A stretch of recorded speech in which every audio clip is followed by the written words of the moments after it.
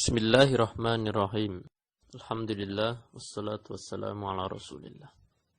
Bahasan kita tentang kalimah jenis yang pertama, yaitu al-ismu, atau singkat saja kita sebut ism.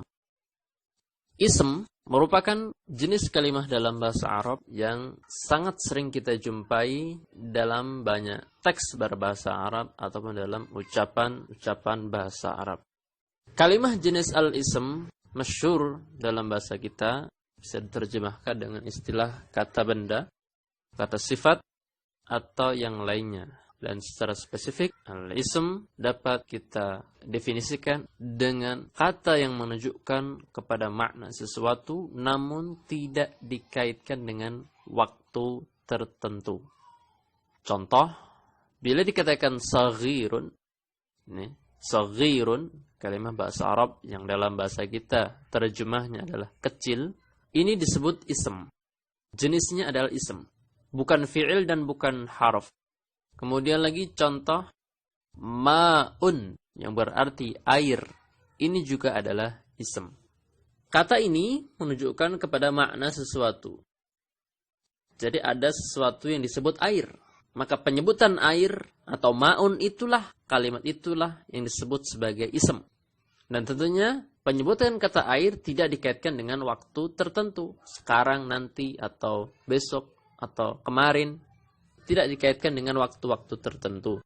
Maka bila disebutkan kalimat misalkan rumah, pohon, ya, bila kata-kata tersebut diterjemahkan ke dalam bahasa Arab sehingga disebut baitun yang berarti rumah, syajaratun yang berarti pohon, atau misalkan sayyaratun yang berarti mobil, na'lun yang berarti sandal, dan yang lainnya daripada kata benda, maka inilah contoh-contoh kalimat berjenis ism. Dan kalimat berjenis ism, ikhwan dan akhwati fiddin, para pendengar, a'azzanillahu wa iyyakum, cukup mudah untuk mengenalnya.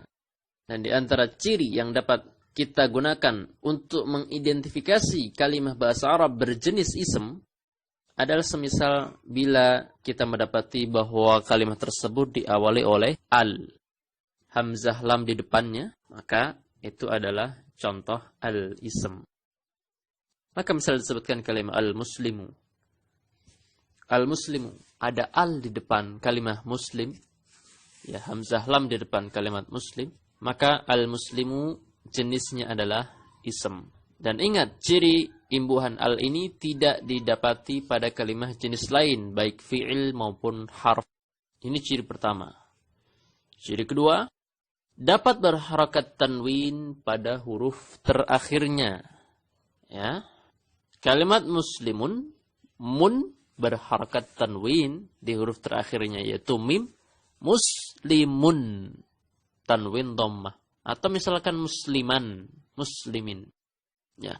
Bila kita mendapati kalimat ternyata kok akhirannya bisa berharakat tanwin, maka silahkan identifikasi dan simpulkan bahwa kalimat itu jenisnya adalah ism. Dan ciri ini juga khusus untuk ism, tidak didapati pada kalimat jenis lain. Kemudian yang ketiga cirinya, dapat berharakat kasrah secara asli dengan sebab-sebab tertentu pada huruf terakhirnya.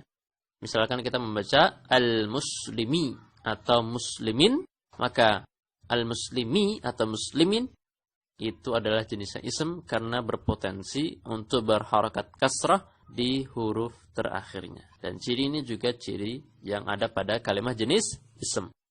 Maka bila kita membuka ayat, contoh misalkan, apabila kita membuka dalam Al-Quran surat An-Nasr atau Al-Fatihah misalkan, Al-Fatihah ayat keempat, Maliki yaumiddin, kalimat maliki, kalimat yaumi, kalimat ad-din, lafaz-lafaz ini seluruhnya adalah berjenis ism.